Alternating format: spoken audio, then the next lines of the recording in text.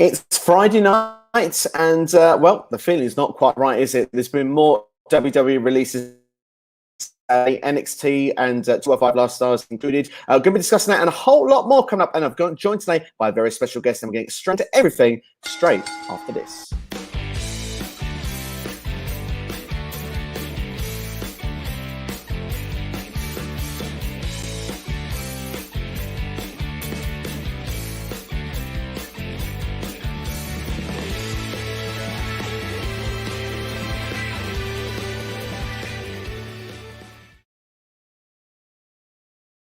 So, without further ado, then, introducing my special guest today is none other than Jonesy, Chaps Wrestling. Jonesy, how are you doing this Friday evening?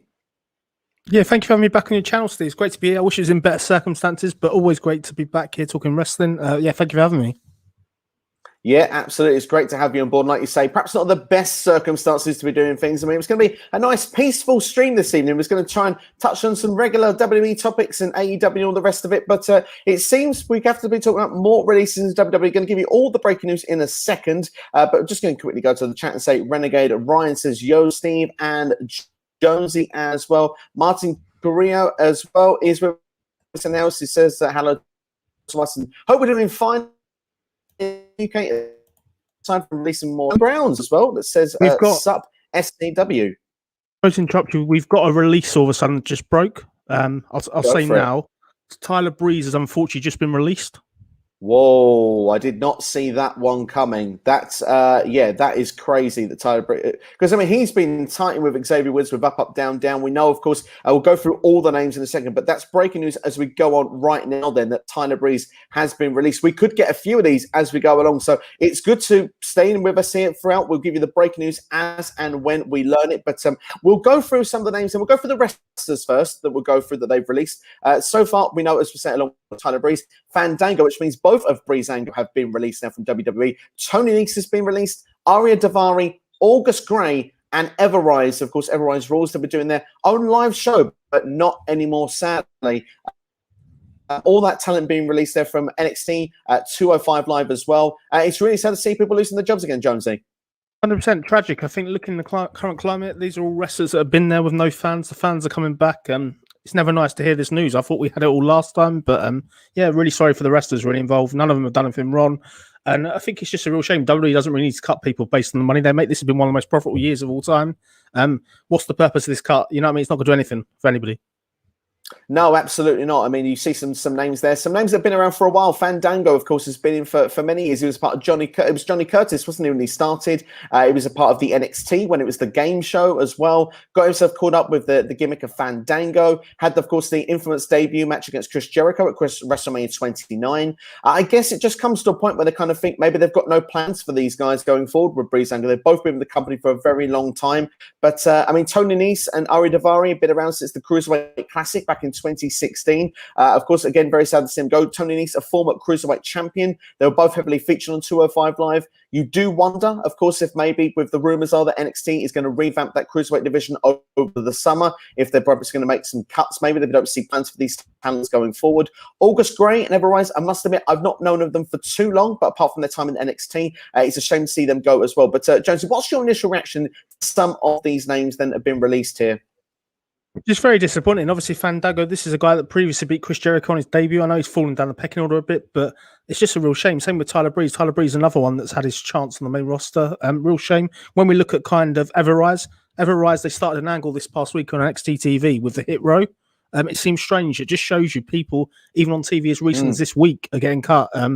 It's almost getting to the point now when no one is safe, even if you're maybe the only people that are safe are champions, but very, very disappointed for all of them. And as for 205 Live, there was obviously this talk of an Evolve show starting up, but I guess this is the end of that, I guess. It's just really, really sad for all the wrestlers involved.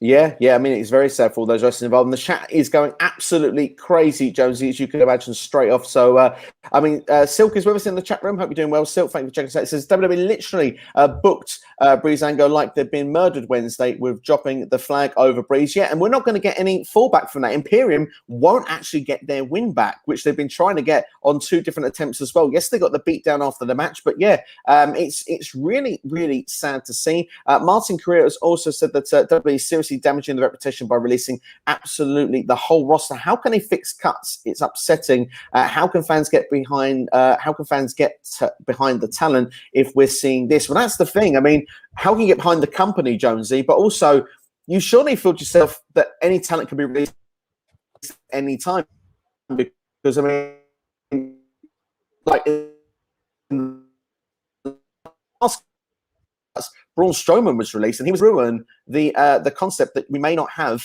I'll say it again. Does that ruin the idea that we may not be able to get behind certain talents in the field that they might get released? The problem is you have your fan favourites and stuff you really get behind, but the fact we're cutting people, there's got to be an end to this. There's got to be a purpose. If these people have done something wrong, then fine. But when none of them seem to have done anything wrong, as far as we know, it's just a real shame. I think the problem is they aren't really this time on this amount of cuts so far. They're not cutting anybody major. I don't be disrespectful to wrestlers they have released and the right they've released, but we're very fortunate this time that more stars on the main roster haven't been cut. But I just feel sorry for them, really. As I said, it's not these wrestlers' fault, and the way that they're booking it and WWE carrying on. This is all Nick Khan movement. Nick Khan, since he come in, has been pretty ruthless. This guy is cutthroat. He's turned WWE into a really profit-making organisation, if that makes sense. This guy's got massive sponsorship deals. He got the Peacock deal done as well.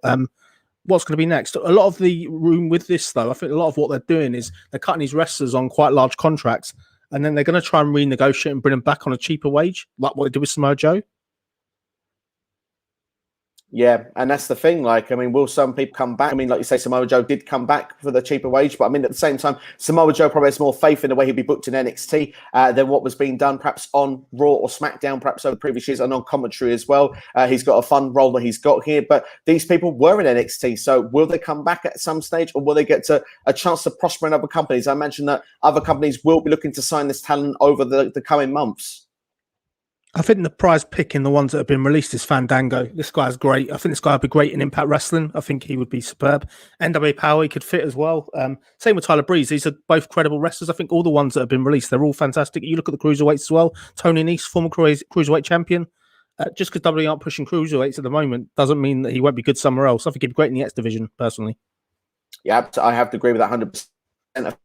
As well, Daivari as well. Sean Daivari is an Impact also, so that could be a necessary link as well. We're already linking where these people might be going, but like you say, there are talented people, and of course, at the same time, you look at it and say, well, they can prosper somewhere else just because they didn't in WWE. Look at some of the talent that's been released. Look at the way they've established their names elsewhere. I mean, Deonna Purrazzo is a name that comes to mind straight away. The fact that when she was released from WWE, wasn't really pushed that well in NXT, really got on TV at all, was losing on Raw, jobbing when she was used there. How she's been so dominant in the Knockouts division since going to Impact Wrestling.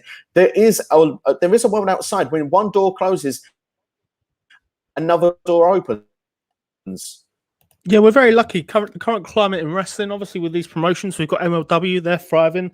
AEW, obviously, always looking to sign talent. Impact Wrestling seems to be a great place to go. NWA Power, it's not a bad place to be released, but I just hope really that sort of this is an end of it, really. Like, I'm just sort of, it's just very hard sort of to know what's coming next. You think it's all done, and then you get more and more and more. And going into sort of one of the busiest periods of the year coming up, the upcoming SummerSlam and stuff like that, it just it's shocking, really, because you don't know really besides Roman Reigns who's safe, really.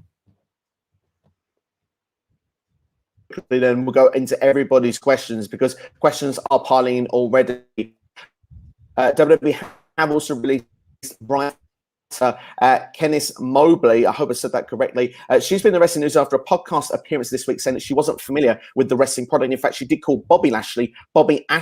She wasn't too knowledgeable at all on anything. Even said the Hurt Business, they dressed in suits and a call. They didn't really seem to have any knowledge there. And of course, now there has been rumors coming out via Sean Ross Sapp saying that this release is not actually linked to that podcast appearance, although I find that hard to believe after this week. Obviously, it's not given a good look. There was a lot of backlash on Twitter. I mean, for me personally, it's never fun to see someone lose their job. I do personally believe people in WWE should have wrestling knowledge. That's just my personal opinion. But at the same time, it's not fun to see somebody lose the job, especially when she'd just been brought in. Perhaps she was someone that looks very keen to learn. Yeah, I think obviously looking at the podcast stuff, I'm very sad that she lost her job, but she clearly says on this podcast in a public forum she's never seen wrestling before. She doesn't know who the world champion is. She doesn't know his name. That's kind of the first thing. That's one of your main focal points of Raw. It's just a big kind of joke, the podcast that she did. And when you throw the business and your company under the bus, she goes like, I hope WWE don't hear it in this lot. yeah, it's not best really. I do feel really sorry for it, but WWE really needs to go back to hiring people like Vince Russo that actually know what wrestling is and know what wrestling's about. This is one of the reasons why Raw is struggling, I think, on a week-to-week basis, besides the lack of stars and stuff like that. How can they hope to get anybody behind it when the people that watch the show or writing the show don't even know what's going on? Well, that's the thing. It doesn't fill you with any confidence, does it, going forward when you see that, the writers don't have a clue of what's going on. Yes, some have different sections. Apparently, she was meant to be involved with comedy. Now, not to be horrible, but I didn't find the show overly funny at any point in recent times. They're failing on all different levels here. They need to sort of get back to the basics there. I mean, it seems that WWE's got like a team of like 40 writers. That seems to be far too many. Like you said, that a name like Vince Russo, and Ed Ferrara, and they were sort of like the only ones doing it back in the day for Monday Night Raw. Yeah, I think that's the trouble. I think it's totally different. Obviously, Vince McMahon's obviously vetoing everything as well. There is one good bit of news, Steve. Sean Rossap has just tweeted to say that's the end of the cuts today, as far as he's aware. So that is one good bit of news. But my thoughts are obviously to all the wrestlers that have been released, unfortunately, today. Yeah, of course. Yeah, and we do wish them all very well going forward. Hope that they find new places of work. I mean, it's very sad to see. And I mean, if that is all of the names that have been released, then yeah, like you say, it's good to learn that there is no more there. But definitely, certainly surprises amongst that. I think Tyler Breeze is the one that probably surprises me most. But we'll go into some of the questions then, because we don't want to fall too far behind on the stream already. We are going for strictly 1 hour on this show as well. So we want to make sure we get in as many questions as possible. Jamie Holmes, thank you for checking out the stream, says, now more than ever, do you believe 3 tag divisions should be combined into one, with the frequent releases either full tag team getting released or half of them does? Well, that's the thing. I mean, even look with the women's tag team with Lana and Naomi. Lana was released in the last set. Naomi's now a singles competitor once again, or thrown together with Asuka. Do you think that we should merge these divisions together? Yeah, I agree. I think we should. I think you look at the great tag team divisions back in the day. We had Demolition, we had the Legion of Doom, we had the Heart Foundation. It was one show, you know what I mean? It wasn't multiple ones. So for me, even back in the Attitude Era, we had the New Age Outlaws, Edge and Christian, people like that, Dudley Boys. It's one of them where I think it should all be, because your tag team division's been not so badly, besides probably the Raw side of it.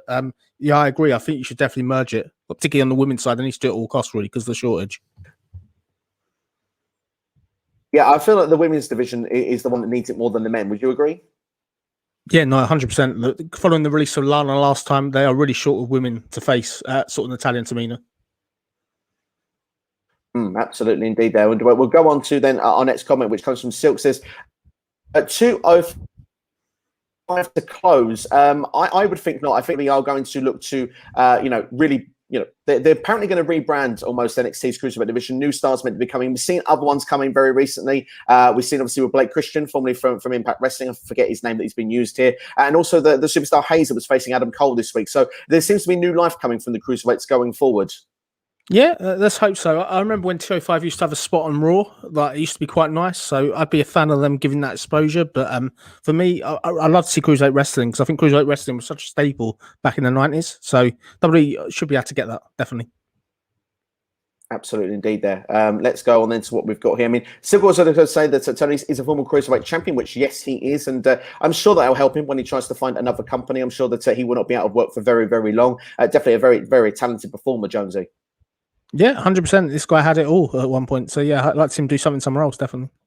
Absolutely. Martin Career says, Fandango has the charisma to go to the top of the card. Had the potential back in 2013-14. He was really talented. The injuries really screwed up. And do you think that the injury played a factor for Fandango? He was out for quite a while. Yeah, I don't think the injuries helped. I think the thing with it, Fandango, one of my favourite memories of him was his theme music. He was so over with that theme originally, and people get behind it and cheering and stuff. It was like a pop icon. But yeah, I don't think injuries helped. But it's one of them really where he didn't really get a fair crack on the main roster. He obviously got injured, as you said. He got put down to NXT with Tyler Breeze, stuck in that tag team. They were just jobbing most of the time, which is unfortunate for someone so talented. I have to agree there indeed. Newman Co is in house as well. Hopefully we'll be coming up with in a second. There we are. It says hello to us as well. And yeah, didn't know that the Cruiserweight division got released. Well, yeah, quite a number of Cruiserweight superstars. So they have been, of course. Tyler Breeze technically is a Cruiserweight superstar. He was part of Fandango, Breezango with Fandango. Like we say, Tony Nese, Ariya Daivari, August Gray. There's been a number of releases there. It's very, very sad to see. But we're going to go back into some of the other questions that we've got here. And Martin goes and say that he didn't know what Nick Khan really wants to accomplish. It seems that obviously they want to have as much balance on the books as possible, if I had to say. And he does sign profiting the company in his next comment. But yeah, it all seems to be profits. Yeah, I think the thing is they've got some big contracts to pay out. Obviously, people are due to come back. Obviously, we're going to have the cost of going out and putting a show out every single week in front of fans. It's a lot more expensive than doing it at the Yulin Centre. So that's probably what it is as well. But for me, yeah, it's just about saving as much money as possible, which it's a shame. But I don't know. I would much rather see everybody have a job. Absolutely, indeed. There, Jamie Holmes goes to say, like me, do you think Fandango would be better on the indie circuit rather than signing elsewhere? I remember in WCPW how everyone started Fandangoing during Damien Sandow's match. Now that's awesome. I haven't seen that, but of course I remember the Fandango was very popular, even for football, soccer, depending on what way you say it. I remember that was played at Everton Football Club during half time at one point. They were doing the Fandangoing going on there, so yeah, it became very popular elsewhere. I mean, I guess Fandango itself won't necessarily be the name he can use, but do you think that he could prosper perhaps better on the indie circuit, or would you prefer to see him actually taken by another company? I'd like to see him in AEW. I think that's the spot. Like that's the second to WWE. Probably, I'd say that this guy's talented enough. I think it would be good to see him have a bit of a serious character. He's obviously been treated like a bit of a joker in WWE, so like let's put him as a serious wrestler. Absolutely, indeed. I mean, for me personally, I'm as long as they're somewhere, I'm happy. But I really think Breezango will be in Impact Wrestling. I don't know, I can see that right now with the entrances and stuff like that, and something along that line. I think that they would fit pretty well in that environment, and it seems like the sort of talents I think Impact would go for. There is room for another tag team, in my personal opinion. But Jerry, I want to say is what indie fans are some of the most rowdy in wrestling. So Fandango is guaranteed a pop. You'd have to agree with that. You couldn't disagree with that at all. But we got Martin Correa there with another comment. It says, aside from the new releases, do you think that the weight is turning face, or is it a short-term thing carrying across the next feud with Johnny Gargano? So yeah, we can go into other questions as well. It doesn't all have to be based on the releases. I think this is a great question. There does seem to be rumours via Dave Meltzer that a Johnny Gargano face turn could be on the way. Speaking of the way, would you be a fan of Gargano with this stable going as babyface the challenge carrying across, or do you think you prefer them as the sort of cocky heels? I think the cocky heels works. Obviously, Gargano, Karen Cross is nailed on for a title match. That will happen probably on one of the, it may be Great American Bash probably, but I can see it. But the only thing that I think wouldn't work is the women sort of Candice and Indy. Them as heels, I don't know. Them as baby faces may not kind of work, particularly Candice, but obviously Indy is kind of baby face with this Dexter thing that's going on. So I think they could be fun as baby faces. But yeah, I think Karen and Johnny is going to be a good match when it happens. That's for sure. Changing the subject. Yeah, no, I have to agree with that indeed. For me personally, because with the rumors of carrying cross of going up, do you think Johnny Gargano could actually then be the next NXT champion, or do you think that they would actually have a different superstar take that spot? No, Johnny Gargano is not going to be the next NXT champion. I think for me, carry on. Yeah, I know he had this test run on main event this week, but for me, I think the next person to take that NXT title, I'll put it out there now, is Samoa Joe. I think Samoa Joe, if he's cleared, that's got to be the long-term mark they're working on over the last 2 weeks on NXT TV. And for me, yeah, I don't see Johnny Gargano winning the belt unless it's a panic station from WWE to get Karen up. They clearly want him up on the main roster, but it would be a big talking point. It'd be a big shock to me if Gargano beat Karen Cross, that's for sure. I think it would be the same as well. I couldn't see Johnny doing it unless there was a lot of help from the way. That would be the only way I could see doing it. We've talked about actually merging tag divisions. Do you think it's time to merge the women's division as well, Jose? Yeah, I'd be a fan of that. I think the thing is you've got two contrasts. Obviously on Raw, you've got three wrestlers. You've got Oscar, and you've also got Charlotte, and then also you've got Rhea. On SmackDown, you seem to have a lot. You've got Carmella, you've got obviously Bianca, Sasha, stuff like that. So for me, I'd be a fan of that. I think it would give us some new matches. Obviously with Becky Lynch due back imminently as well. For me, if all the rosters merged, you could have potentially dream matches on at any moment, which will make it more competitive and interesting. The belt would be a lot more open rather than sort of questioning whether who's going to win a lot. Yeah, no, of course, absolutely. I mean, for me, like you can merge it if there's not enough women going along. I mean, obviously, it doesn't look like that. Going through those names there, that any's been released on this particular occasion. But at the same time, you look and say, well, WWE does continue to do more releases and stuff. Unless they're going to do major call-ups, the roster is going to look pretty thin. I mean, NXT has got a very stacked women's division where you see with Raw and SmackDown, they probably could do with one or two names right now. And of course, there has been rumors as well with, it's Kaylee Ray. Yeah, I always want to say Kaylee Ray and Kylie Ray. It's very easy to say one or the other, and depending on what you're trying to do. But Kaylee Ray, big rumors that she could be coming to NXT as well, or perhaps even jump further to the main roster. So, I mean, for me personally, I think it depends on how WWE is going to use their female talent. I like the idea of 2 divisions personally, just because of the fact that you then have the chance, say Charlotte Flair is champion of one, you have a chance of someone becoming a champion of the other. We couldn't make 2 stars right now out of Bianca Belair and Rhea Ripley if you had it as 1 division. But at the same time, if there is the potential of, like we say, releasing so many talents and we don't get the opportunity we get so many rematches and stuff like that, then at least, that would freshen up stuff and we can try and get people going to different shows, and that would make things a bit more exciting. But Matthew Browns has come to say, and we've got a couple of messages, so we'll go on to a further bit here. But he says, if NXT want to bring back cruiserweights, I will send Humberto Carrillo and Ricochet and Elias and Cedric Alexander to the cruiserweight division. He says that I know Elias is a mid-carder, but man, it works for Santos. Why not for Elias? The dude has got star potential. I mean, obviously, a lot of those names there would take on Elias on a separate subject in a second, because obviously, like I said, he's a mid-carder, technically not a cruiserweight. But with the other guys, I think that they would be fantastic for the cruiserweight division if not booked well enough on Raw or SmackDown. I think they'd be great in the cruiserweight division. The question I would have to Matthew, great analysis there on that, is what would happen to the United States title then if you took all them? That's the problem. There's going to be a void there now on Raw, which you can't replace. That's kind of the thing with that. But it's a great shout. Ricochet deserves better. Like, for me, this guy he started getting pushed. He won Money in the Bank ladder match this past week, like to qualify. So for me, I wouldn't want to see him going back to NXT, but it would make the cruiserweight division a staple of watching NXT. That's for sure if it happened. Yeah, I mean, I'd be really excited to see that if that was a cruiserweight division. We make a fantastic point. What happens to the Raw mid card, like especially with a lack of superstars right now that we haven't got around? No. Like that would just be very, very strange. What about Elias? I mean, we've been walking with Elias now for a few years on the main roster. He didn't do so much in NXT. He had a great start on the main roster. It seems to be fading off in a little bit. He has got a feud going on right now, an undercard feud with Jackson Riker. But we said here the dude has got star potential in Matthew Brown's opinion. I do think Elias could be booked better and used better in WWE. What do you think about Elias? I think he's a great worker. He unfortunately isn't used right. He's stuck in a gimmick with Jackson Riker in this best of 3 series that's never ending. But for me, he's got great longevity, but he's very similar to kind of Boogs on SmackDown. They've got that kind of thing going on. But if Elias was done right, this guy could have been the honky top man of 2021. He could be an arrogant wrestler that everyone wants to see get beat. But unfortunately, he's stuck in mid card feuds. But I'd like to see him get a push. Where this guy's talented, he just hasn't really been used right. He's always been used as a jobber, unfortunately. He has indeed. I've actually feel with fans returning, he's the superstar that has been missing fans the most. We can say superstars like Otis as well was getting really over with the fan base before fans were taken away.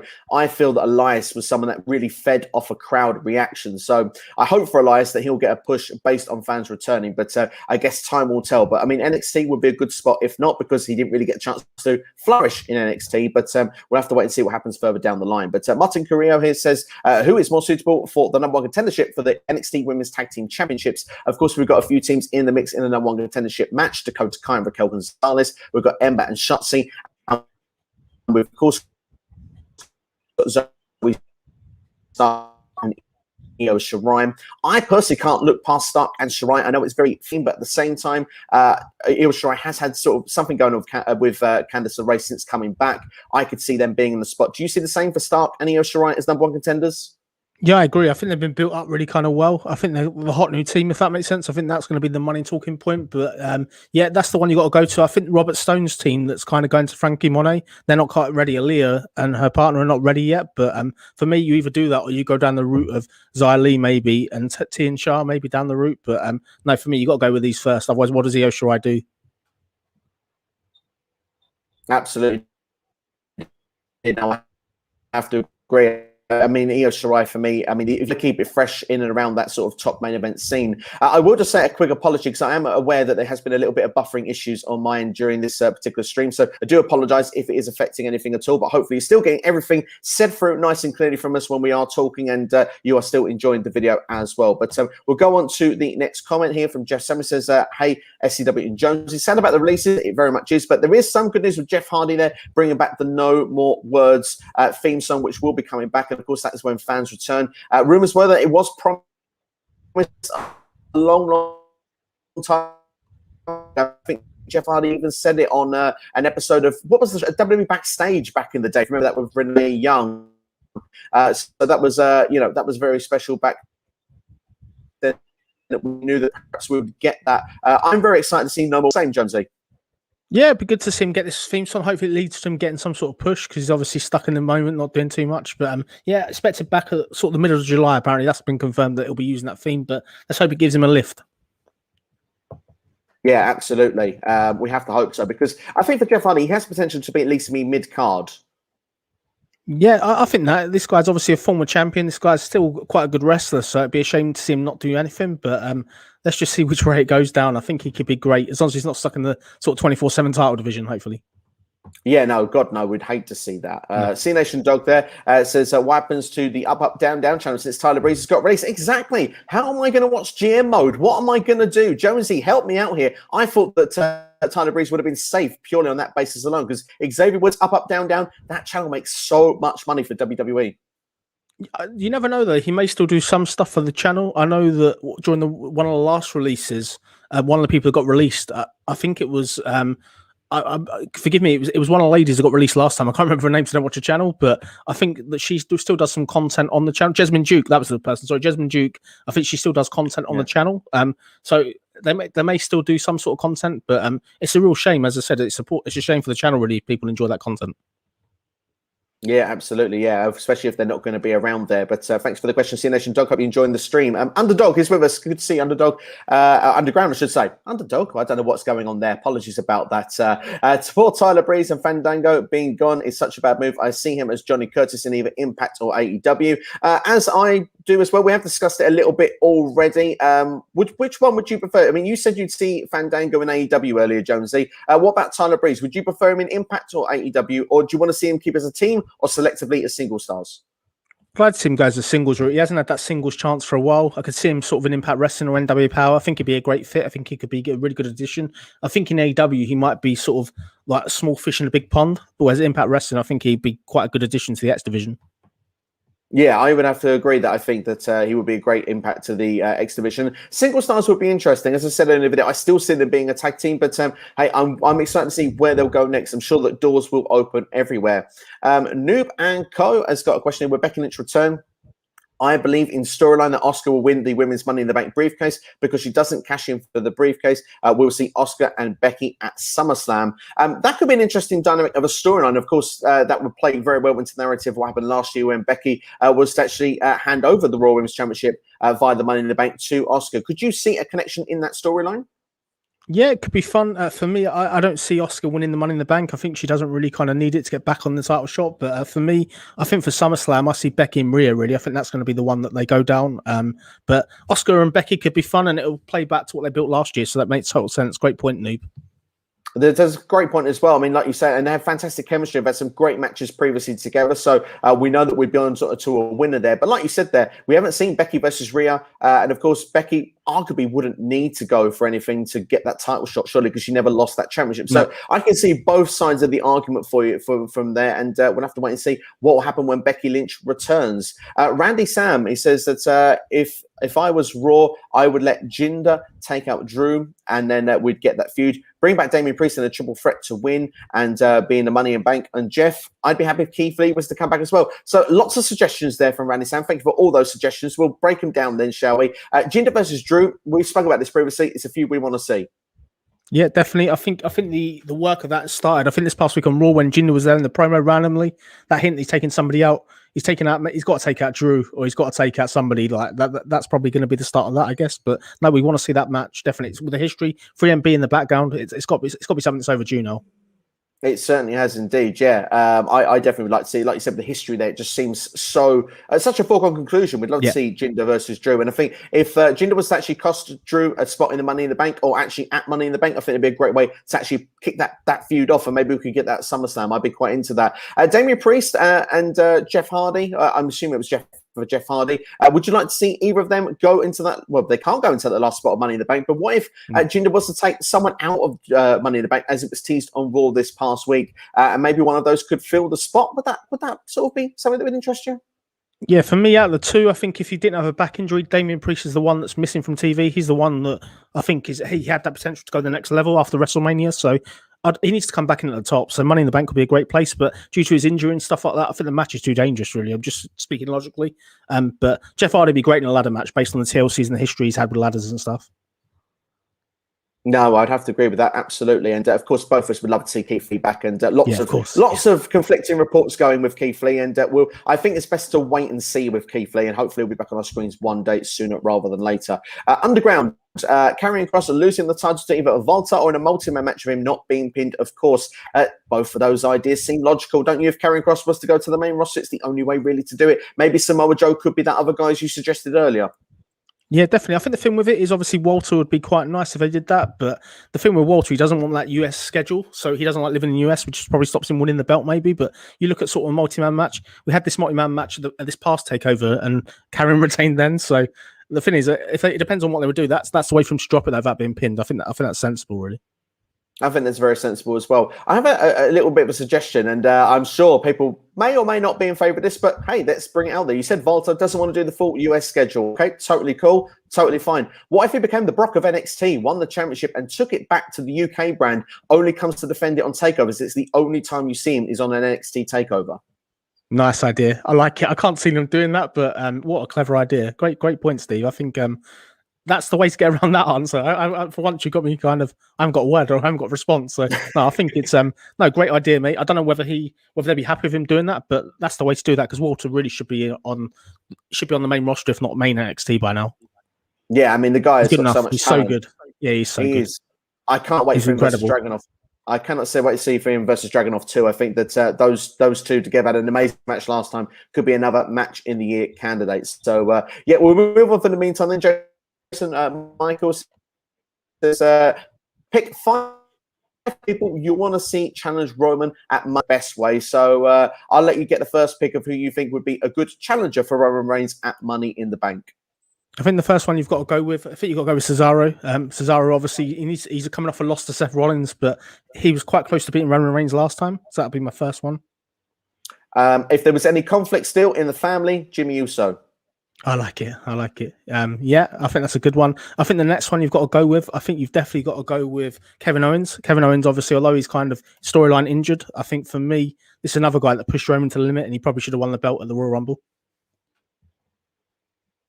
Absolutely. I mean, that's a great suggestion. I mean, like you say, if he does come back off from TV at any point, because it's meant to be storyline related, yeah, it would be. It's that sort of pay-per-view where Money in the Bank is the main focus as well. So you wouldn't mind having a rematch knowing you're going to get a great match out of it. To give another name, of course, Seth Rollins would have to be a name you want to see in and around the mix. I don't see it happening, but maybe if you have Cesaro and Roman in a triple threat match, that way it could work. Can I go sort of out the realms of normality? Can I go to like a fantasy suggestion? Somebody's doing nothing at the moment. It's Finn Balor. I'd love to see Finn Balor come in. This guy's been in limbo since he lost the Karrion Kross. Not doing anything with him. So I think Finn Balor versus Roman Reigns, Demon versus Roman could be something fun. Not to do that, but even Finn Balor versus Roman will be a fun match.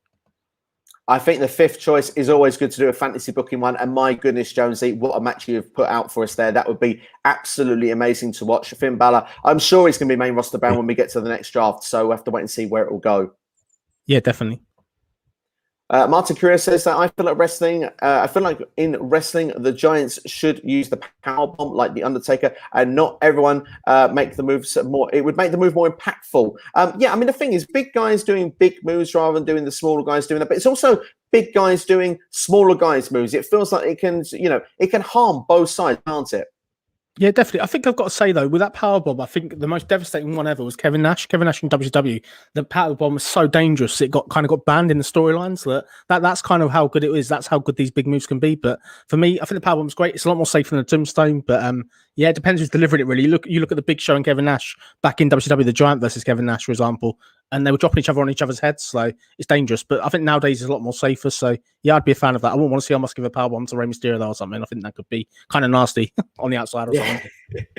Drop the little, yeah, it's not fair on the little guys, is it? But yeah, No, like you say, I agree. The move can be more impactful the way it's used, and yeah, particularly as a WCW watcher at the moment, going back on that. If anyone wants to go back to Sold Out in January 1998, just go and watch the Giant versus Kevin Nash and see the way that the Giant lands off of that powerbomb. It is painful to say the least. It looks like it really hurts. But Underground says B Priestley has signed with NXT UK as of today. Her ring name will be Blair Davenport. Your thoughts? And I did you a few weeks ago on that news, and folks, you didn't believe me. Well, I know I do believe we would have believed you. There was rumors that she was going to WWE at the time, but of course they were not confirmed. But at the same time, it is good to see that it now is confirmed. It's something that I think personally is great news. I mean, of course, Bea Priestley is a fantastic in-ring talent, and I think that she would offer a lot to NXT UK. Definitely. That clearly could be the replacement for Kaylee Ray, as you said earlier. So I think that that'd be a great addition. I think she's a good wrestler, and I'd like to see what they do with her, really. I think she could be a great opponent for Miko down the line. Absolutely. As we are fantasy booking in places here and there, do you think that that could ever be a door that could be slightly opened if Will Ospreay was ever tempted to leave New Japan, that perhaps he would follow Bea Priestley and come to NXT UK or come to the WWE side?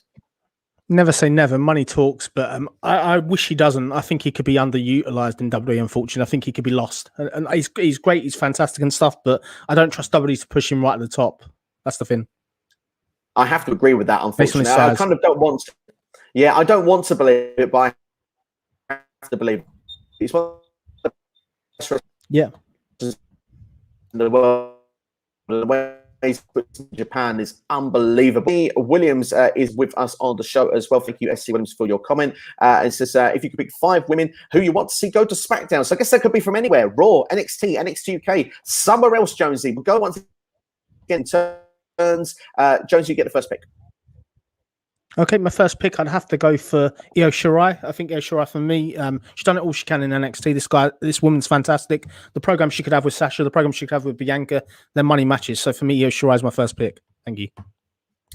Fantastic choice. My first choice, and which means the second choice, will be Charlotte Flair, purely because on Raw, we've seen her face Asuka a million times. We've seen her now facing Rhea Ripley many, many times. Let's freshen things up. I want to see Bianca Belair versus Charlotte Flair. I think that is a money match in the making. So Charlotte Flair will be my next choice. My third choice is going to be controversial. This may sort of go down like a lead balloon, but I'll say it anyway. I think I'd like to see Doudrop, aka Piper Niven, go to SmackDown with a whole new gimmick. Forget the Doudrop thing. I think just as Piper Niven would be fun. It would be a lot. I would like to see that a lot. I'm going to say Alexa Bliss, purely because I don't have faith in Raw booking. Simple as that. No. I think that she was better booked on SmackDown. I think the gimmick, can it be resurrected on SmackDown? She's enjoying it, and that's the most important thing. She came out to it and said, I'm having fun. Great power to you, and pleased that she's having fun. But the gimmick, to my taste, on the Raw side, I much preferred it on SmackDown. I'd Alexa Bliss back on SmackDown. I think my last one, this one's really, really kind of clever, would be, in my opinion, would be Naomi going to SmackDown, joining her husband, Jey Uso, or Jimmy Uso, the one she's married to, as part of Roman's stable. I think that could be really fun because the Roman dynasty doesn't have any females in it yet. Yeah, no, I would like to see that. I think that would be a fantastic suggestion you've given there. So, yeah, I mean, that's sensible as well because the couples will be reunited eventually. Underground says that if you want the Cruiserweight division to be even more great, how's about to bring Ricochet back to NXT? If the feud with Santos Escobar and Swerve Scott in the mid-card also with the same matches. We said, I mean, earlier on this stream, about Ricochet would be fantastic with the Cruiserweight division. Those 2 matches are mouth-watering. I think Santos Escobar and Ricochet should be a main roster match. It's too good for even NXT, really. For me, this could be a match just regarding even the Continental United States title. It's that good. In ring, it'll just be fantastic. For me, Santos Escobar is probably one of the most improved wrestlers in WWE this year, I'd say. It's been so good. Yeah, I'd have to agree. And I will put my money on it now. Santos Escobar will be on Raw or SmackDown when the draft is finished. That's what I think will happen. We will then move to Martin Career says, should WWE limit live events instead of having them every day? It would benefit everyone from talent to business since it's hard to sell out an arena. Recommend like 2 live events and the TV show as well. I mean, WWE clearly seem that must feel they're going to get money out of this, otherwise they wouldn't keep doing it, but it would keep talent fresh in it. But at the same time, it does give the opportunity for wrestlers to get chemistry when they've got upcoming feuds coming on TV. I think you made some good points. I think the house shows are a great testing ground for people to go out in front of the crowd that may not get time. So I'd be a fan of it. Maybe not every single day, but definitely I think there's pros and cons to both. But as long as it's not too much, you need to give some of the wrestlers downtime. Otherwise, injuries unfortunately happen. They do indeed there, sadly, and that's what we don't want to see. We're just going to quickly remind people of the breaking news of what has happened here today. Of course, WWE has released several superstars. We have released Fandango as well, Tyler Breeze, Tony Nese, Ariya Daivari, Orvis Gray, and Everrise. So those are the WWE releases for those that are just joining the stream. And also WWE have released writer Kenice Mobley. She was in the wrestling news after a podcast appearance this week saying that she wasn't familiar with the wrestling product. She was the one that actually said that she didn't know who the WWE champion was and said Bobby Ashley rather than Bobby Lashley. So, yeah, it's sad to see that people have been losing the jobs, but we will keep you up to date with the breaking news. And if there are more releases during this stream, we will keep you up to date. We are going to go for another 18 minutes only today because we are strictly going till 10 p.m. So we'll get through as many questions as possible from now to then. So the first come, first serve, you'll get them answered. And I suppose I should stop talking and carry on and get to the next question. So Eli Wax is with us now. It says, I know I didn't tell you this, but what if Roddy was not the and Samoa Joe was as a plot twist to join Diamond Mine to portray Regal's rules, similar to Ray's heel turn to join the Aces, and Aces, of course, referring to Bully Ray back in the day. That seems like a really fun idea. I don't see it. I think it's a really good idea and concept, Eli. Thank you for the question. I think it's really, really good. But for me, I can't see it. Let's look at Diamond Mine. Diamond Mine haven't really targeted Regal yet. It's all about sort of Diamond Mine basically tagging Kushida. That's kind of the level they're at. They're a cruiserweight stable at the moment. They're not going in at the top, if that makes sense. So that would be fun. They've got a lot of layers. They could have members, but for me, you're more likely to get a Parker Bordeaux as part of this rather than Samoa Joe, I think, if that's the end game. Yeah, for me, I think Parker Bordeaux would be a better shout in that role. But of course, it definitely is a fun suggestion. But I think Joe just being provoked personally if he's going to come in. It definitely would be good. We will. I think we may experience a little bit of connection to do. Apologise, everybody. We'll try and see if that will smooth itself out. And we've got C Nation Dog saying if Rich Swann and Willie Mack win the Impact Tag Team Championships, Rich Swann to be the first person to hold the Impact World, second version of the TNA X Division and Tag Team. That's a fun fact there. Team champions at some point. They definitely were a good team. Yeah, definitely. I'm not going to confess I don't really watch Impact Wrestling, but I think Rich Swann is a great worker. I think he hasn't really had a fair rub with the involvement of AEW, but that's another subject probably. Yeah, no, of course, indeed. There, I personally wouldn't mind seeing if it was to happen. It's a fun little fact as well.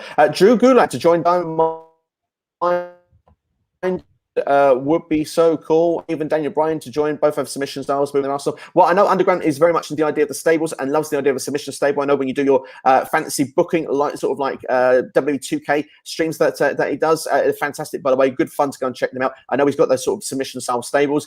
Drew Gulak in that sort of position would be quite fun to see, perhaps. Definitely would be better than being buried on Raw every week. Yeah, I think Drew 100%. I think Drew Gulak could be good. I'd like to see that, definitely. Daniel Bryan, that's a pipe dream. If he comes back, he's not going to go NXT, unfortunately. But yeah, it'll be fun. For me, I think this could be really, really good. This could be a modern day version, kind of the old sort of stable we used to have with like Steve Blackman, Ken Shamrock, that type of stable. But I'd like to see that. But we'll see what happens. Really, that'd be a great opportunity to get Drew out there, though, to give Drew something to do. I agree. Absolutely, would actually really benefit the cruiserweight division as well. Dog, I can say quite clearly already that no more releases are happening. Thankfully, all the releases are done. We won't have any more. But what if The Fiend was to get released? What would be your reaction, Jonesy? I think it'd be probably the biggest travesty currently because it would be the biggest waste of talent, surely. I'd be gutted. I think, obviously, looking at sort of the tragic and stuff that's gone on over the last sort of however many months, Bray, obviously, whatever's gone on, I think it'd be a real shame. Bray's one of the most creative wrestlers in WWE. I think he's the closest thing we've got to Undertaker now that's still around, I'd say. So for me, would be a big loss. I think if he did go out of WWE, I'd question whether his gimmick will be the same somewhere else. I don't think he'd have the budget other than AEW to do something similar to what he does, like when he's there. No, I'd have to agree. And I watched a Vince Russo interview recently, and he said that if he actually was booking The Fiend, he would have him on Undertaker status by now. And I know that you're a big fan of Vince Russo booking. Do you think you'd have had more faith in him booking The Fiend? Or even Eater Rose? Yeah, I think the thing is, I think a lot of it definitely, but then the problem is a couple of errors, as we said, like with The Fiend, he came in unbeatable, and when he does that one big loss, like he lost to Goldberg, they never recovered. That's the problem with WWE. They put these wrestlers so strong, they have this one loss, but you really need an equal. You really need The Fiend to face somebody that's maybe not human in that type of gimmick as well to make it a bit more interesting. But yeah, I think Vince Russo would have booked it certainly better, but it's the way it is. It's a PG era, and we'll book it. Like, it's really hard to get The Fiend over and Bray's type of work over in a PG era, I think. Have to agree with that. We'll come to our next comment just in a couple of seconds. There, Eli Wax there for us. Says Johnny Curtis would be good in to build the impact. Could see him against the likes of Miro and Kenny Omega. I mean, there's all some good suggestions there. I mean, we've already kind of touched on where we do see them going, but a lot of those matches do seem appealing. Would you agree, George? Definitely, 100%. I think it could be fun. Like Kenny Omega, Tyler Breeze, that'll be a dream match for me. But no, let's hope it kind of happens. These guys deserve a chance against some bigger wrestlers than they've had. Definitely against someone and somewhere anyway. Naomi to win Money in the Bank. She cashes in on Bianca Belair, goes to SmackDown, joins Roman and the Bloodline, and SummerSlam ends with Roman, Usos, and Naomi holding up all the gold to close the show. Book it. I wish I could, Underground. That's an awesome idea. Sounds really, really good. If only it does sound really, really good. I think it would have happened back in the day, but no, I don't trust WWE to do something like that, unfortunately. But it's a great suggestion. It's a fantastic suggestion. So I'm going to finish on as what he said there. Book it. We'd love to see it. Martin Carrillo, want to bring some positive stuff. So are you guys hyped for July 16th, 17th, and 18th? That's the big comeback for fans and surprises. Should have been the comeback for fans rather than WrestleMania. Yeah, I mean, the thing is, it's going to be awesome, isn't it? I personally cannot wait for these dates. Wrestling will feel excited again. Genuine reactions, like we say, perhaps surprises coming back, like the likes of John Cena, Edge. Yeah, it should be a really fun time. It's going to be fun. Everything I've kind of heard, like what I've heard is going to happen, stuff like that. It just sounds incredible. And like stuff like getting the new sets and stuff. Like I heard today that the Raw and SmackDown are going to have brand new sets. Apparently they're the most advanced sets ever. And just seeing the fans back, seeing the reception to people, like Roman Reigns coming out and getting booed with real boos instead of the crowd. But it's going to be fantastic. And I think this almost makes it like this year's SummerSlam bigger than WrestleMania. This is WrestleMania this year, SummerSlam. I have to agree. I think it is literally this year. That is your WrestleMania, SummerSlam. They're going to make it the biggest show of the summer and probably the biggest show of the year. So really excited for it. Cena Douglas asked if Decay and Impact are jobbers, losing someone like TJP and Falaba and also Brian Myers. I know you're a big fan of Black Taurus. So yeah, do you see him as a jobber? I think it's one of the things where maybe the gimmick hasn't been protected that well. I don't like to say he's a jobber. I think he's creative. I think he'd be better elsewhere out of TNA, in all honesty. But that's just me. I don't watch TNA religiously. But the stuff I have seen from Black Taurus, it reminds me very much of Wyatt. Yeah, he's fantastic in ring. I'd love to see him somewhere else. I fear if he went to WWE, he'd be booked like Mantel. That's my worry. Yeah, quite possibly. But then it depends. It depends on how they do. I think that the only thing that let him down is his lack of language.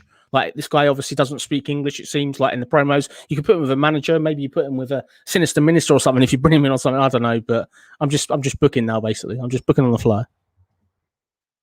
Yeah, absolutely. Well, I would agree. I wouldn't say quite jobber level, but yeah, they are not being booked as well as perhaps they should be. It's a very fun, unique, and different gimmick. I enjoyed Decay very, very much. And also, we've got hard times for the 2K content creators of all these guys and women being fired from WWE. Yeah, it must be hard for the gaming community as well. And it must be hard for the people actually creating these games. W2K22 that's meant to be coming out later this year. Surely that's going to suffer, isn't it, with all these people being released? Yeah, definitely. It's a real shame. As I said, I just think the fact that you never know who's going next and stuff like that is just very, very disappointed. And there is an update on some more releases as well. The Bollywood Boyz have been released as well. That's just broke. That's really sad to hear. I mean, yeah, it is. I mean, the thing is, they were apart with Jinder Mahal, wasn't they? For his as the Singh brothers with that sort of championship run. It's a shame, obviously, that they just haven't really amounted to much since. But I do hope that they'll be picked up somewhere else. They've got sort of like a fun, unique gimmick with the Bollywood Boyz, and I think surely they would be picked up somewhere and be very popular on the indie circuit. Yeah, definitely. It's a real shame. It really, really is. We'll go then back then, of course. Eli Wax says that he thinks Cedric can beat the Money in the Bank. And he would like that. He would also like Jinder taking out the Money in the Bank winner, give Cedric and Ricochet and Morrison in the ladder match. Well, Cedric sadly can't be in there. We've got all the spots on Raw filled unless there's sort of a space made somewhere else. So unfortunately, I don't think it will happen. But I suppose I could say to you, Jonesy, should Cedric be pushed? Yes, 100%. Just because this guy's left Bobby Lashley's Legion and he's not in the Hurt Business, stuff like that. I think for me, this guy had some of the best promos in the early part of this year. Like he was so good on the mic. He's got such good ability as well. And for me, yeah, this guy definitely should be a push. He should be in the United States title division. Yeah, absolutely. Yeah, I would have to agree. And also, yeah, again, CNA Dog saying that he feels sorry for W2K because of the releases. It makes the job so hard. And they're supposed to be having the biggest rosters every year. Yeah, it could look like a very outdated roster, and especially on a make or break year, it feels for these games also because these, 2K20 didn't have the best of luck with all the stuff going on in that game there. So, yeah, hopefully hopefully it'll still be a very good game, even if the roster is a bit outdated. But Danny Boren is with us now. Thanks for checking out the stream. He says that I think WWE like idea. There are rumors out there that Big E could be heading to Raw. Big E to join the Hurt Business. That would be a good swerve. I don't see New Day breakup, so Big E versus Lashley, go. Yeah, I mean, there's a lot of rumors going around there with Wrestle Votes. I mean, we actually suggested on the last live stream the idea of Big E needing to go to Raw on the next sort of draft. And there has been rumors now since then of that. And also, of course, Big E potentially gets Bobby Lashley. With the idea now of Lashley versus Kofi, are WWE doing a long-term story here that we're not aware of? You got to hope so, but for me, I think that's definitely one for Lashley. If they can't get somebody back, if they can't get a Brock back, I think a Big E and Lashley thing could be good. For me, it makes sense that Lashley's obviously going to bully Kofi. He's taken out Xavier Woods conveniently now. There's an injury angle they've done. So for me, it makes sense. But I'd like to see it. I think Big E clearly isn't going to get the Universal title off Roman Reigns. He may beat Lashley, though. He does have a chance there. Yeah, of course, I would agree. That would be a way to get Big E into the main event scene, certainly. Is there too many NXT factions right now? Martin Carrero has asked them. Would you like to turn one of them face? Is connected with the Way question. Perhaps the Way will be turning babyface. That's the rumor that's going around, and if that is true, that would be a way of doing it. I see Legado del Fantasma going to the main roster, so I think that clears up one heel stable. And of course, then you've got Hit Row, which I think have got the potential to take over from Legado del Fantasma, even do bigger things that even argue with what they actually done with Legado in NXT. And of course, with this Diamond Mine, they seem to be fixed with the cruiserweights. Is there too many, or can there never be enough, Jonesy? There's too many. I'm afraid there's so many. Like if you count a stable as 3 people, look at it. You've obviously got Tia Shan. That's a stable. You've also got the sort of the up and coming Frankie Monet stable with the Robert Stone brand. That's another one. They're just endless, really. But for me, I'm an advocate of factions. I love factions. Growing up in the 90s and watching D-Generation X, NWO, Corporate, I can go on right about factions. But for me, we need some of them on the main roster. We don't need so many on NXT. Yeah, I think that's the thing. If you can unless take they're going to feud with each each other. Yeah, that would be good to see as well. We'd like to see some good old feuding. Yeah, let's say if you turn one of them face, do you think the Way would be the best one for it? Yeah, 100%. I think they started that work, as I said earlier, with the Dexter and Indie Finn that started already. It's just Candice that's the one that doesn't really work for me as a babyface, but I'm sure that can come round. Yeah, I'm sure there'll be a way to do that. Keith Lee to shove out on ON challenge Roman at Money in the Bank will break my TV. Lol. Yeah, it'd break ours as well, which is not definitely a good thing right now, personally. But no, we'd love to see it. It would be amazing to watch happen. Yeah. We've got another comment from Underground saying about the 2K creators. Going to have to turn to the creative, the creative sort of people out there. Shout out to D-Fract. I must admit, I'm not aware of their work, but yeah, I mean, there are a lot of great content creators out there. I must admit, when I have played the games previously, there are some fantastic people that do some great models of superstar arenas and stuff like that. So yeah, shout out to those people indeed there. But hot take, babyface Roman Reigns is better than heel Roman Reigns. Just my opinion. Do you agree with C Nation Dog? No, sorry. I think fair play to you, C Nation Dog. You're entitled to your opinion, but no, definitely not. I think Roman Reigns is a heel. Let's look at Roman Reigns before he went. Roman Reigns in December 2019 was losing to Baron Corbin, and the Roman Reigns is a heel now, so that's come back at SummerSlam last year. He's unbeaten. He's the most over in the whole WWE. If he got injured, WWE would be in trouble. He's at that level of overness now. He's the closest thing we've got to somebody being as over as The Rock or Stone Cold Steve Austin in WWE in 21. So, no, for me, the heel Roman Reigns it's the greatest heel turn of all time, I think. It's the most cleverest heel turn they've ever done. I'll put it out there now. That's a big statement to make there, Jonesy. I certainly think it's up there. And like you say, you've made a megastar out of Roman Reigns at this point. And Roman, from this point, being the heel, can perhaps make the next top babyface. Or perhaps will actually, if someone at one point does the double turn, turns Roman back to being a babyface, like you say, you can make some stars out of it. But I prefer this heel Roman character personally. It will happen eventually. I'm sure of it. And yeah, I mean, the thing is, when we get to the next babyface Roman Reigns, I think that could be a better than the heel one we've got currently. But personally, I think it would be better than the babyface we had before. But this heel Roman Reigns right now, it's my favorite thing in wrestling. It's what keeps me motivated currently, because it's definitely the best thing in my personal opinion going around right now. And I do not think this will happen. But what if Karrion Kross enters Roman Reigns' open challenge and beats him in seconds, wins the Universal Champion to become a double champ? Yeah, definitely not in seconds. But Karrion Kross, of course, was on main event this week. I think that's definitely a big talking point, of course. And the entrance entrance wasn't the same, and there was no Scarlett. Scarlett's meant to be having a tryout match this week, of course, with SmackDown. Perhaps that'll be on main event next week. We'll have to wait and see. If Karrion Kross was to come to the roster and he was to be the guy that was on main event, do you think he'd be anywhere near Roman Reigns, or does he need that entrance? Does he need that spectacle? Does he need Scarlett to feel like that big deal? He needs the package. He needs the whole spectacle. He needs the entrance. He needs Scarlett. Let's look like this. When WWE brought up Keith Lee from NXT, they got rid of the vest. They got rid of the entrance. It destroyed his momentum to a certain point. They need to keep Karrion Kross the same as what we see in NXT. And the problem is, if you're going to put him in there with Roman Reigns, you're putting him in there destined to fail. This is a Karrion Kross. You could either bring him in on Raw, he wins the belt. I think I'm a fan of him coming in at the top, but let's give him some wins first. Let's not put him in there with somebody he can't beat, because I think if he loses his very first match, where does he go next? That's the big question. Yeah, he cannot lose. It'd be a real tragedy to see, wouldn't it? So, yeah, hope that really doesn't happen. But yeah, Karrion Kross, I think it'll be a big deal when he comes up, but they definitely need to book him right. And like you say, with people like Keith Lee, where they've been mismanaged, we don't want to see that again. So, yeah, it is, yeah, we just have to hope that it does actually continue with the NXT version that we've seen of Karrion Kross. Martin Greer has also said, should WWE remove a pay-per-view between Money in the Bank and SummerSlam? Well, there isn't one this year, but there has been in June or even May previous years. Are there too many pay-per-views in the calendar, Jones? Yeah, I think so. I'd like to go back to just sort of building up pay-per-views over a quarter, if that makes sense, rather than having some every single month. I think that gives a real good time for feuds to build. Yeah, I mean, that's the thing. I mean, if you have less pay-per-views, you have more time for breathing room and stuff like that. Unless you have single-branded pay-per-views. Did you prefer Raw and SmackDown single-branded pay-per-views, or do you prefer everyone under one roof?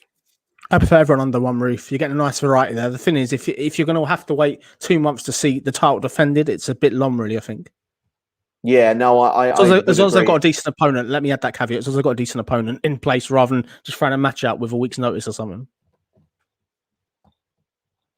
Yeah, no, I've always been a fan of everyone under one roof. I don't know why. I just feel that even though it gets more people pay-per-view time on the single-branded ones, those aren't always the best pay-per-views. I go back to 2004, and I think, that I can't remember the SmackDown pay-per-view where it was like Mordecai and, certain superstars like that. And you think, oh, what are you doing? Like, these shouldn't be on pay-per-view. They've not really been established on weekly TV. So for me personally, yeah, I'm more happy of having the big names on pay-per-view. I think that's what you sort of build towards each and every month. You should get those other stars on your weekly TV and make the big superstars the attractions, which makes you want to buy the pay-per-views. But yeah, Nubanco says, do you think Money in the Bank is the perfect time for Oscar taking time off of TV? You could argue so if the storyline is right, or if Oscar needs time off TV to heal niggling injuries. It's a good, yeah, if Oscar was to take time off TV, yeah, do you think it would work for Money in the Bank? Yeah, I think so, definitely. I think this is a sort of, if you're going to get her off TV, the way to do it, really, in my opinion, is you need to get Alexa to take her out. Like, Alexa's obviously started coming back to the ring now. She's got a bit more of this demonic stuff about her. So whoever takes Oscar out really needs to lead to a storyline. There's no point Oscar just going out with an injury. I think an injury angle's okay, but if you do it in like another wrestler taking her out, at least you're going to have something to work with when she comes back. You can have a SummerSlam match off the back of it as well, potentially. Yeah, that's the thing. It's always good to build and make new storylines going forth from it. So we have to wait and see what happens there. But still, do SmackDown have enough women to qualify for Money in the Bank? Probably not. If we're being honest, they'll probably just announce them tonight. It wouldn't surprise me. But I'd like to see qualifying matches. I think that would be quite interesting to see. Who would you like to see in the spots Money in the Bank for the women's side on SmackDown? On SmackDown, I think for me, I think you've got to go Carmella. Carmella, obviously, she's been sort of one of the most improved on the main roster. That's kind of the one I'd say. I'd quite like to see Bayley there, but clearly we are probably going to get more Bayley and Bianca based on kind of the way that Hell in a Cell kind of ended. But I think Carmella's the one really. I'd also like to see Mia Yim eventually finally debut on SmackDown, which has been overweighted for a while now. That's been a long time, hasn't it? How about Sasha Banks when she returns, puts herself into there? Oh, sorry. What was that, Steve? Sorry. I just said there, what about the idea of Sasha Banks rumored to return on the SmackDown when fans actually return? Yeah. Of course, it's before the pay-per-view. Yeah. You don't need to throw Money in the Bank. This is Becky Lynch over again. This is Sasha Banks that she can start at the top. She doesn't need to get the money briefcase to get she doesn't need to win the briefcase. I think it'd be a waste of the briefcase, but she'd be fun with it. That's for sure. I think it'd be a great story arc. Her potentially cashing it anytime with Bianca could be fun, but that match itself can happen without a briefcase anytime, really.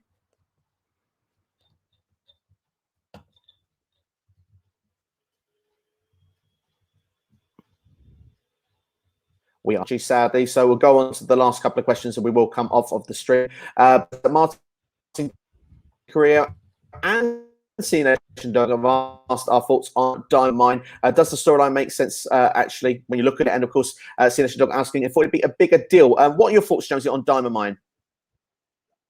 Yeah, I think it was kind of underwhelming. There's a couple of good parts. I think the whole thing with sort of the whole way that Malcolm Bevis and Tyler Rust, there was a good hint of him being the diamond in the rough. That was quite clever. Roderick Strong as the leader so far doesn't make any sense to me. What's Roderick Strong's MMA background? There isn't one. I think for me, I'd much rather would have seen, as I said, Parker Bordeaux in that spot. Interested to see what happens. They've got Hideki Suzuki there as well. Let's see how he fits in. No one knows who he is. This is okay. I just think the problem with this is this gimmick to a certain point was doomed, because ultimately the way the vignettes aired, they were so inconsistent. They like played them for weeks and weeks without you knowing. Then they stop them, then they start them again. But it was a great swerve to see Roderick Strong there. But surprises in this gimmick, I thought it would be the Battery, in all honesty. Yeah, I mean, that's the thing. I thought it would actually be him as well. I'm happy with the stable, but I do feel at the same time, looking at it, that I thought it was going to be bigger. And I don't know, I just thought Roddy could have been used in a different role. But at the same time, have a stable, I think, could work very well for his character. He was very lost without the Undisputed Era. So I think that could work really, really well for him. But you have to wait and see. I mean, of course, it's just been one show, isn't it? Definitely. I've got one thing to say with it. I think the mistake they've made with this, these guys are attacking the Cruiserweight champion. There was a great opportunity for them to attack Adam Cole and everybody. This should be a stable that doesn't care who they attack. They're just there for their own business. I know they're going to be a heel stable. I know they want to start this program from Kushida and Roderick Strong. I get that, but I think it would have been much better if they attacked everybody. I think that would have been a far better way to come in. And then you don't know who really they're after. But attacking the Cruiserweight champion, is that the level they are? They're obviously not going to be attacking the world champion and above, it seems, from this first week.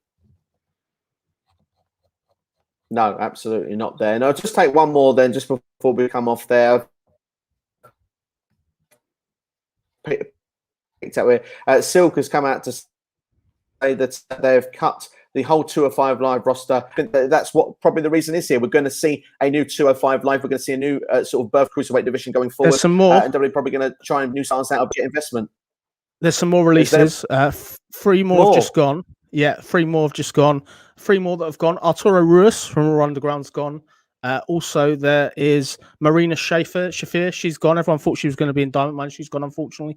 And the last one is Kurt Stallion's gone as well. So, yeah, it's just endless, isn't it, this Cole, unfortunately? It is, unfortunately. That's not a good way to kind of end up the stream here. Yeah, that's not the best way to do it, unfortunately. But that's all the names that have been released here at this moment. Should more names come out, I'll drop a video tomorrow, a quick one giving all the names.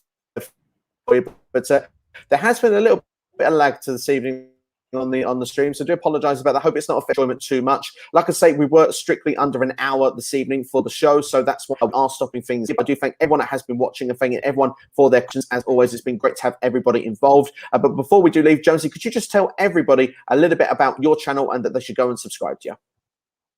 Thank you very much, Steve. Yeah, my channel is called Jonesy Chats Wrestling. We do topical videos. We've got a video up at the moment. It's a shoot interview with Headbanger Fresher where we discuss stuff like the inner workings of the Royal Rumble, GTV and stuff like that. If you really want an inside story on the Montreal Screwjob, what it was like, the locker room, Vince McMahon's moves backstage at WrestleMania, please check it out. Yeah, on the road to 170 subs. We're on 169. Please be 170. It would make my Friday night, that's for sure. But no, thank you for having me again, Steve. It's been great. No, it's been great to have you on there. And like I say, it's mainly this stream, unfortunately, has not been under the best circumstances. We'll just go through the news one more time there. There are a lot of names more that have been added to this list, which obviously during this, but WWE have released Fandango, Tony Nese, Ariya Daivari, August Gray, Everrise, Tyler Breeze is there, the Bollywood Boys, and the last 3 ones there, which I believe with Kurt Stallion, Maria Shafira, and what was the last one again, Jonesy? Arturo Ruiz. Arturo Ruiz from Raw Underground. Yeah. So unfortunately, a lot of names have been released this evening. It's really sad to see, unfortunately, but of course, we do wish them all the best and hope that they will find themselves in other companies, of course. And wrestling is in a very strong position right now, so it's good to see that there is an opportunity, hopefully, for somewhere else like an Impact, a Ring of Honor, AEW, NWA. Hopefully, we'll see some of these talents prosper in other places, because there certainly is the potential to do that on TV time. And of course, we can't mention the other bit of news as well, that Kenice Mobley has been released as well from WWE. The writer, of course, she did make the podcast appearance this week saying she wasn't familiar with the wrestling product. Of course, that was a bit of a shame as well to see her released. Of course, there's things been to do with that, but of course, yeah, you can make your own and judgments on that. But that's all from us anyway. Thank you everyone for watching. John G, thank you for being us on. As always, it's been great to have you here. Thank you everyone that's been watching the stream as well. Please give it a like as well after the video. It really does help as well. Leave a comment as well. Helps with algorithms, the boring stuff as always. But have yourselves a good Friday. Enjoy your weekend as well. I'll be back with Ask SCW on Sunday. And like I said, there's more releases. Then I'll drop another video briefly for you tomorrow after all of them have been announced. But that's all from us anyway. Thank you for watching. Take care. Have yourselves a good one. You've been watching SCW Live here on YouTube. All the best. See you next time.